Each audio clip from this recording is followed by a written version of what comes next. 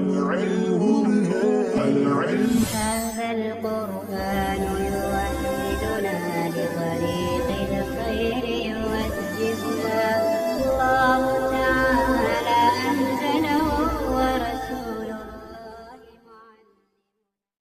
بسم الله الرحمن الرحیم۔ فصل دوم در معطل، مشتمل بر 5 قسم۔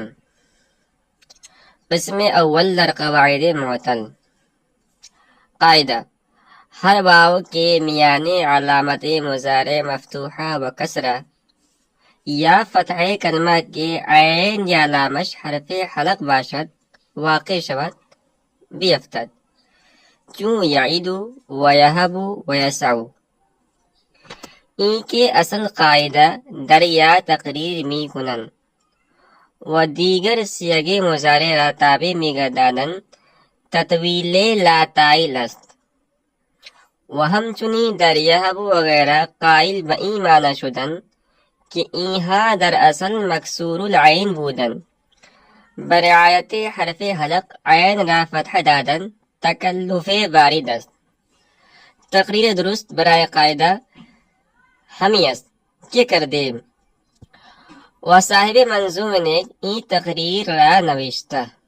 فصل دوم در معطل، مشتمل بر 5 قسم۔ فصل دوم معطل کے بیان میں۔ یہ فصل 5 قسموں پر مشتمل ہے۔ قسم اول در قواعد، پہلی قسم معطل کے قواعد کے بیان میں۔ ہر واو کے میانے علامت مضارع مفتوحہ و کسرہ یا فتح کلمہ کے عین یا لامش حرف حلق باشد واقع شود بیفتد، یعنی ہر وہ واو جو علامت مضارع یعنی حرف عطینہ، ہر وہ واو جو علامت مضارع مفتوحہ اور کسرہ کے درمیان یا علامت مضارع مفتوحہ اور ایسے کلمے کے فتح کے درمیان واقع ہو جس کا عین یا لام کلمہ حرف حلقی ہو تو ایسا واو گر جاتا ہے، چون یعید و یہب و یسع، جیسے کہ یعید، یہب اور یسع۔ ان کے اصل قاعدہ در یا تقریر می کنن۔ یہ جو اصل قاعدہ یعنی علامت مضارع میں سے صرف یا میں بیان کرتے ہیں، ان کے اصل قاعدہ در یا تقریر می کنن و دیگر سیغ مضارع را تابع می گردانن تطویل لا تائل است۔ یہ اصل قاعدہ جو حضرات صرف یا میں بیان کرتے ہیں اور مضارع کے دوسرے سیغوں کو تابع قرار دیتے ہیں، یہ بے فائدہ طوالت ہے۔ و همچنین در یهب وغیرہ قائل به این معنی شدن که اینها در اصل مکسور العین بودن، برعایت حرف حلقی عین را فتح دادن تکلف وارد است۔ اور اسی طرح یہب وغیرہ میں جو حضرات اس بات کے قائل ہیں کہ یہ کلمات اصل میں مکسور العین تھے، حرف حلقی کی رعایت کی وجہ سے عین کلمے کو فتح دے دیا گیا، تو یہ بھی بے جا تکلف ہے۔ تقریر درست برائے قاعدہ ہمی است کے کردیم و صاحب منظوم نے ای تقریر را نوشتہ۔ صحیح قاعدہ وہی ہے جو ہم نے آپ کے سامنے بیان کیا، اور ایک کتاب ہے منظوم نیک، تو صاحب منظوم نیک نے اس قاعدے کی تقریر یہی لکھی ہے جو ہم نے بیان کیا۔ باب سوم یہ 3 فصلوں پر مشتمل تھا۔ فصل اول محموز کے بیان میں، جس کا بیان ہو چکا ہے، اور فصل دوم معطل کے بیان میں، جس کو یہاں مصنف شروع فرما رہے ہیں، اور فصل سوم یہ مضاف کے بیان میں جو آگے آئے گا۔ اور اسی طرح فصل دوم یہ 5 قسموں پر مشتمل ہے۔ قسم اول کے اندر معطل کے قواعد کو بیان کریں گے اور اس کے بعد اس کی گردان کو بیان کریں گے۔ قسم دوم کے اندر مثال کی گردانوں کو بیان کریں گے۔ قسم سوم کے اندر اجوف کی گردانوں کو بیان کریں گے۔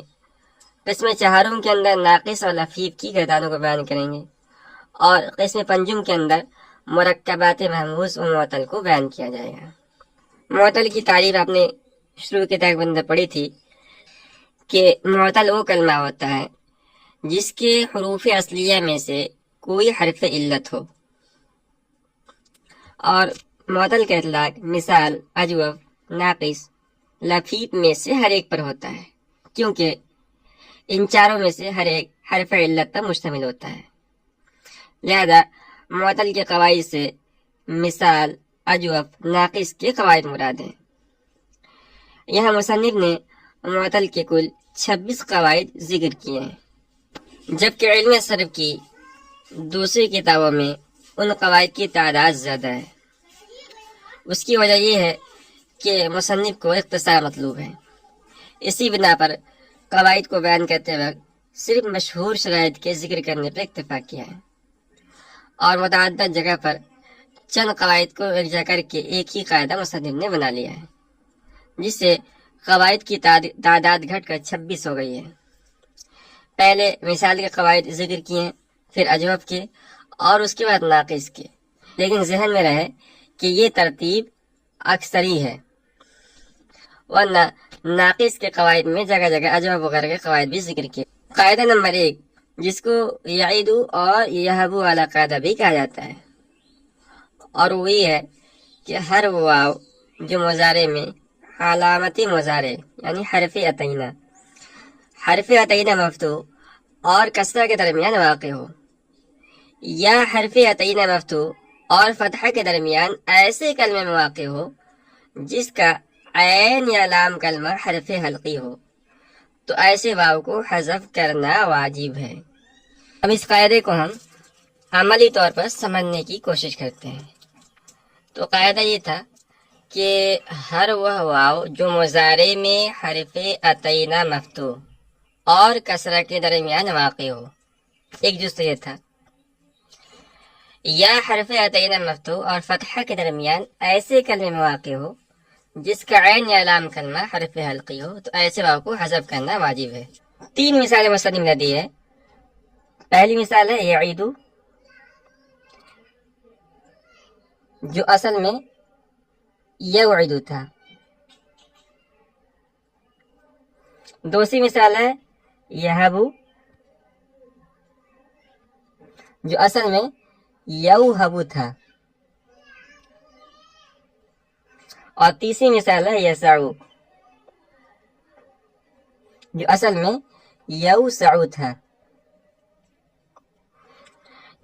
ان کے اندر اسی قاعدے کے موافق تعلیل کی گئی ہے، تو اس قاعدے کو ہم اس میں منطبق کرتے ہیں۔ پہلی مثال لے لیجیے، یعیدو جو اصل میں یوعدو تھا، محل استشہاد واو ہے، واو علامتی مضارع مفتوح، یا کہہ لیجیے حرف عطینہ مفتوح، حرف عطینہ میں سے یا ہے، تو علامت مضارع مفتوح اور کسرے کے درمیان واقع ہے، اور ایسے کلمے میں واقع ہے جس کا عین کلمہ حروف حلقی میں سے ہے۔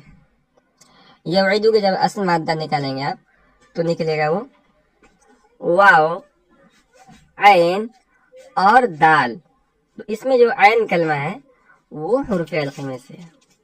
دوسری مثال لیتے ہیں، یہبو اصل میں یوہبو تھا، اس میں واو علامت مضارع مفتوح اور فتحہ کے درمیان واقع ہے، اور ایسے کلمے میں واقع ہے جس کا عین کلمہ حروف حلقی میں سے ہے۔ یوہبو کا جب اصل مادہ نکالیں گے آپ تو نکلے گا واو، ہا اور با، تو اس میں ہا یہ حروف حلقی میں سے اور یہ عین کلمہ ہے۔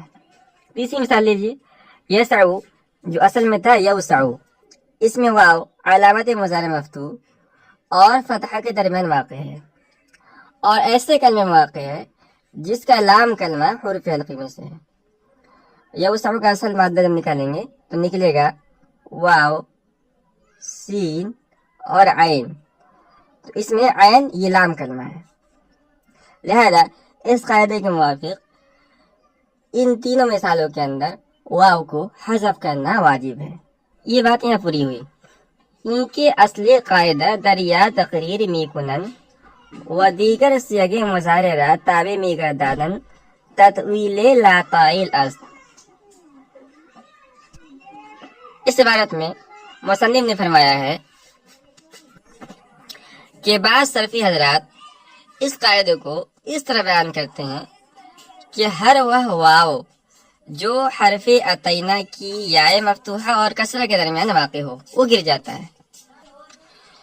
مصنف فرماتے ہیں کہ یہ قاعدہ صحیح نہیں ہے، اور صحیح نہ ہونے کی وجہ یہ ہے کہ ان حضرات نے ایک تو حرف عطینہ کو یا کے ساتھ خاص کیا ہے، دوسرا یہ کہ انہوں نے واو کے حذف ہونے کے لیے شرط لگائی کہ واو فتحہ اور کسرے کے درمیان واقع ہو، یعنی مضارع مکسور العین ہو۔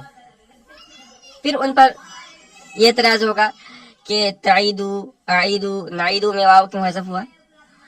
یہاں تو حرف عطینہ کیا نہیں ہے۔ تعیدو میں تا ہے، اعیدو میں حمزہ ہے، اور نعیدو میں حرف عطینہ کا نون ہے۔ تو اس کا جواب وہی دیتے ہیں کہ اصل قاعدہ تو حرف عطینہ کی یا اور کسرہ کے درمیان واو پر جاری ہوتا ہے، باقی سیغوں میں جو واو حذف ہوا ہے وہ یا والے سیغوں کے تابع ہونے کی وجہ سے، تاکہ باب کے سیغوں میں اختلاف نہ ہو۔ پھر ان پر اعتراض ہوگا کہ یہابو اور یسعو جیسے مفتوح العین مضارع میں واو کیوں حذف ہوا؟ یہاں تو واو یا اور کسرہ کے درمیان واقع نہیں ہے، بلکہ یا اور فتحہ کے درمیان واقع ہے، جبکہ انہوں نے کسرہ کی شرط لگائی تھی۔ تو اس کا جواب وہ دیتے ہیں کہ یہابو اور یسعو جیسے مضارع اصل میں مکسور العین تھے، یعنی یہابو اصل میں یوہب تھا اور یسعو اصل میں یوسع تھا۔